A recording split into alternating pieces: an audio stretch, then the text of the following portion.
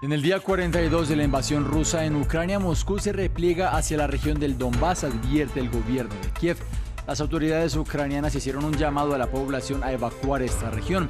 En la ciudad de Mariupol han muerto más de 5.000 civiles, denuncia su alcalde, mientras que la OTAN asegura que la guerra podría durar años. Estados Unidos ya conocer una nueva ronda de sanciones contra Rusia. La Casa Blanca carga ahora contra las dos hijas del presidente Vladimir Putin y también contra la familia de su canciller Sergei Lavrov. Además, hay más castigos contra los bancos rusos y las inversiones estadounidenses en ese país, pero el sector energético sigue al margen. A 4 días de la primera vuelta de las elecciones presidenciales en Francia, las encuestas siguen mostrando una ventaja cada vez más estrecha entre el presidente y candidato Emmanuel Macron y la ultraderechista Marine Le Pen, apenas 3,5 puntos de margen según IFOP. El mandatario se apura por abordar el escándalo de la consultora McKinsey. Analizamos en esta emisión. Bienvenidos a una nueva emisión informativa en la pantalla de France 24. Gracias por continuar con nosotros. Yo soy Juan Pupiales. Día 42 de la invasión de Rusia en Ucrania y Estados Unidos asegura que el Kremlin completó la retirada de sus tropas de la región de Kiev, la capital, y de Chernihiv, al norte. Según el presidente ucraniano Volodymyr Zelensky, Moscú está enfocando ahora sus esfuerzos en la región del Donbass, al este del territorio, y que pueden ver en rojo en el mapa en su pantalla. Es en esas zonas en donde hay presencia rusa. Mientras tanto, en la asediada ciudad de Mariupol, más de 5.000 civiles han muerto, de acuerdo con su alcalde, y el Comité Internacional de la Cruz Roja informó que logró evacuar a 1.000 personas de esta urbe rumbo a Zaporilla. La viceprimera ministra ucraniana, Irina Vereshchuk, anunció que en total este miércoles fueron evacuadas 4.892 personas en esos corredores humanitarios. Y ante esa concentración de las fuerzas rusas en el Donbass, las autoridades de Lugansk, una ciudad clave en esta región, instaron a la población a abandonar la zona, pero algunos habitantes se han preparado para defender a sus hogares y a sus familias. Antes de ser destruido por las tropas locales, este puente era la única vía de acceso al pueblo de Vogordich, en el este de Ucrania. Desde que Moscú anunció su intención de centrarse en lo que llamó la liberación del Donbass, los residentes de la tradicional región minera viven con el temor constante de un asalto. En este momento todo el mundo está tenso, todo el mundo está esperando que ocurra algo, pero en realidad no saben lo que están esperando. A pocos kilómetros de la línea del frente, las tropas rusas se acercan a la zona desde el norte. Se han establecido bloqueos de carreteras alrededor de estos pueblos, como parte de los esfuerzos para frenar el avance de los tanques rusos. Las tropas ucranianas dicen que están preparadas para un ataque. La Federación Fascista Rusa llegó a nuestra sagrada tierra ucraniana con una espada, así que todos morirán aquí por espada. En este pueblo, este monasterio, cuyo techo resultó afectado por las explosiones, se encuentra entre los edificios dañados por la guerra. Sviatorysk está a solo 45 kilómetros al norte de la estratégica ciudad de Slivevask. Las fuerzas ucranianas están desplegadas en la zona desde 2014. Ya en abril de 2014 esta zona fue capturada por un grupo de fuerzas especiales rusas. Y por lo que podemos deducir, quieren honrar este aniversario ahora capturando Sloviansk. Ante el temor de que una ofensiva rusa sea inminente, miles de civiles intentan huir hacia el oeste cada día. Y a medida que Rusia abandona ciudades ucranianas, sus habitantes regresan. Decenas de personas volvieron a Chernihiv. Allí encontraron calles y edificios destruidos. Melissa Chávez Rincón tiene los detalles. Lo que quedó fue un panorama de destrucción. Más de la mitad de la población huyó de Chernihiv, una localidad histórica al norte de Ucrania, poco después del inicio de la guerra. Pero con el retiro de las tropas rusas, decenas de habitantes regresaron. Oleski Sherbo, un aldeano de 98 años, recorre lo que un día fue su residencia, ahora en ruinas. Recuerda el día que tuvieron que escapar. Estaba acostado en la cama de mi casa cuando algo golpeó la ventana. Era la metralla. Los pedazos de vidrio volaron por todas partes. Los ciudadanos cuentan que los rusos los sacaron de sus hogares a la fuerza, les quitaron sus documentos, los celulares y quemaron sus casas. Ejército ruso, ocupantes y agresores destruyeron nuestra casa, causaron daños masivos a nuestro estado, a cada familia. Algunas personas perdieron a sus hijos, padres o abuelos. Cada familia tiene su propio dolor. Ahora, las calles están llenas de restos quemados de armas, tanques y vehículos militares rusos y ucranianos. Aunque han vuelto a casa, temen que las tropas rusas regresen, por lo que las autoridades han habilitado corredores de ayuda y evacuación. La cifra de muertos en la localidad continúa siendo indefinida, aunque el alcalde dijo que algunos días enterraban hasta 100 personas. Chernihiv es la ciudad más grande del país de la que los rusos se han retirado. Lo avanzábamos en titulares. Estados Unidos anunció una nueva oleada de sanciones que apuntan directamente a las dos hijas del presidente ruso Vladimir Putin, así como a dos de los mayores bancos rusos, unas sanciones a las que también se ha unido Reino Unido y la Unión Europea. Son una serie de castigos que llegan después de que la comunidad internacional conociera las atrocidades en la ciudad de Bucha, en donde los cadáveres yacían en las calles y se hallaron fosas comunes. Estados Unidos prometió aumentar el dolor sobre el Kremlin con un nuevo paquete de sanciones. Así lo anunció el presidente estadounidense Joe Biden, a quien se le quebró la voz al hablar de las atrocidades cometidas por parte de las fuerzas rusas contra la población civil en Bucha, cerca de la capital ucraniana. Primero, Estados Unidos va a imponer sanciones de bloqueo total al Sberbank, por lejos, la institución financiera más grande de Rusia, y al Alfa-Bank, su banco privado más grande. Vamos a bloquear cualquier cuenta y fondo que esos bancos tengan en Estados Unidos.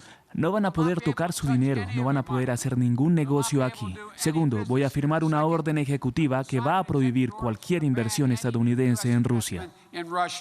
Las sanciones de Washington apuntan a las dos hijas del presidente ruso Vladimir Putin, como respuesta a lo que consideran crímenes de guerra cometidos en las cercanías de Kiev. Reino Unido, por su parte, sumó la imposición de sanciones a otros 8 oligarcas rusos y culminará las importaciones de petróleo y carbón rusos para el próximo año. Nuestras nuevas sanciones debilitarán aún más la economía rusa, poner fin a las importaciones de energía rusa, activos congelados del banco más grande de Rusia, Sberbank, prohibición total de nuevas inversiones en el extranjero a Rusia.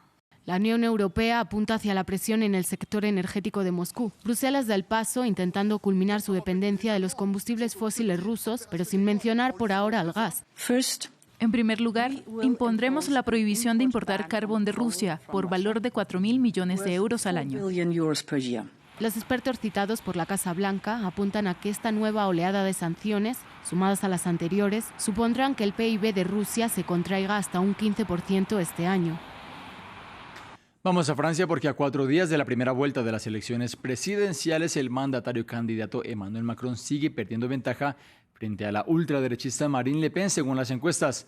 La aspirante de Agrupación Nacional llega al 23,5% de la intención de voto, según un estudio realizado por IFOP. Macron se mantiene en una intención de voto del 27%, es decir, con un margen de apenas 3,5 puntos porcentuales. Por su parte, el candidato de extrema izquierda, Jean-Luc Mélenchon, llegaría al 17%. Para analizar esos comicios nos acompaña desde la ciudad de Bogotá Jean-Marie Chenoux, académico y analista político. Señor Chenoux, gracias por estar con nosotros. ¿Estamos viviendo un repunte de la extrema derecha en la recta final de esta primera vuelta?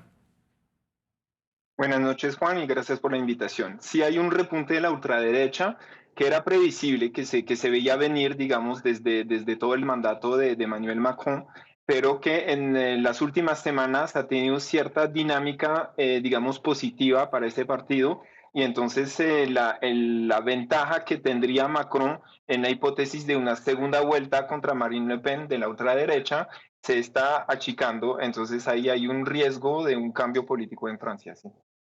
¿Cree usted que Macron está pagando la factura del escándalo de la consultora McKinsey, acusada de fraude fiscal y cuyos servicios han sido contratados por el actual gobierno francés? Emmanuel Macron tenía el apodo del presidente de los ricos desde el inicio de su mandato, y yo creo que ese escándalo de McKinsey es como el último evento en una serie de eventos que demuestra que Macron ha gobernado, digamos, pensando en algunas categorías de la población y no necesariamente para el interés general.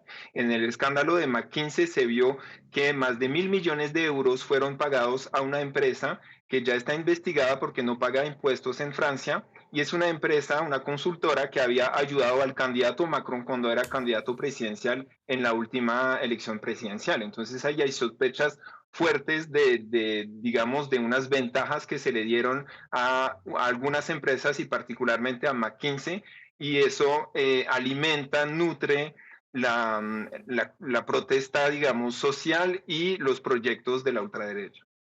Sobre otros candidatos, ¿cree usted que ante este auge del cual nos habla de la extrema derecha ya tenemos que descartar cualquier sorpresa del candidato de extrema izquierda Jean-Luc Mélenchon para que dé la sorpresa y llegue a la segunda vuelta? Bueno, primero que todo, Jean-Luc Mélenchon no es de extrema izquierda, era del Partido Socialista, partido que ha gobernado mucho en Francia desde los años 80 y hoy en día representa una alternativa de una izquierda un poquito más radical que el Partido Socialista, pero tampoco de ultraderecha. Hay muchos más candidatos hacia la izquierda de Mélenchon. Está todavía lejos de Marine Le Pen, está lejos de clasificar, solo clasifican 2 para la segunda vuelta, está lejos de poder clasificar en este momento, pero sí la dinámica ha sido positiva y él ha estado muy activo en términos de eventos, de apariciones en redes sociales en las últimas semanas, y yo creo que eso todavía no se mide del todo en las encuestas, entonces puede que tenga una votación un poquito más alta de lo que se está previendo. De ahí a llegar a segunda vuelta hay muchas dudas todavía. Era el análisis de Jean-Marie Chenouille de cara a las elecciones presidenciales. En France 24 hemos preparado una serie de reportajes especiales sobre los temas que marcan el escenario electoral. Hoy hablamos de la economía doméstica, que es la principal preocupación de los franceses. Una parte significativa del electorado se queja de tener más gastos que ingresos y nuestro periodista en París, Luis Miguel Cabrera, nos acerca a ese tema decisivo de los comicios. Cólera en las calles de París. Estos franceses exigen un aumento de las pensiones y los salarios, insuficientes para enfrentar el alza creciente de los precios, en especial de la alimentación y el combustible. Una realidad que corroe su calidad de vida y que las estadísticas traducen en un incremento de la inflación de 4.5% interanual en marzo, un récord en el actual lustro. La pérdida de poder adquisitivo es una motivación electoral fundamental para los franceses y los candidatos a la presidencia lanzan sus anzuelos. Entre sus promesas de campaña, la mayoría de los aspirantes de izquierda propone aumentos de entre 120 y 230 euros al actual salario mínimo. Y tanto la derecha como la izquierda echan mano a una jugosa promesa, la reducción de impuestos. De llegar a la presidencia, Anne Hidalgo, Marine Le Pen y Valérie Pécresse disminuirían los que pesan sobre la electricidad y el combustible, y Yannick Jadot reduciría aquellos sobre los ingresos. Jean-Luc Mélenchon eliminaría los concernientes a bienes de primera necesidad. Éric Zemmour recortaría en más de 25% las contribuciones a la seguridad social para quienes tengan bajos ingresos. Mientras Emmanuel Macron disminuiría los impuestos a la industria y la agricultura y pondría fin a las contribuciones de las empresas sobre el valor agregado. La revalorización del poder adquisitivo pasa también por el acceso a la vivienda, que mantiene en tensión a miles de familias, y algunos candidatos proponen limitar el aumento de los alquileres. Varios aspirantes a la presidencia, Macron entre ellos, proponen aumentar la edad de jubilación a 65 años, otros mantenerla en 62 y algunos como Le Pen o Mélenchon bajarla a 60. En el quinquenio que termina, el poder adquisitivo de los hogares de clase media y alta aumentó en 7%, pero en los hogares más pobres apenas sobrepasó el 1%. Un asunto tan sensible como la economía doméstica será determinante en la decisión final de los electores franceses, en especial en el actual contexto macroeconómico y energético de gran incertidumbre por la guerra en Ucrania.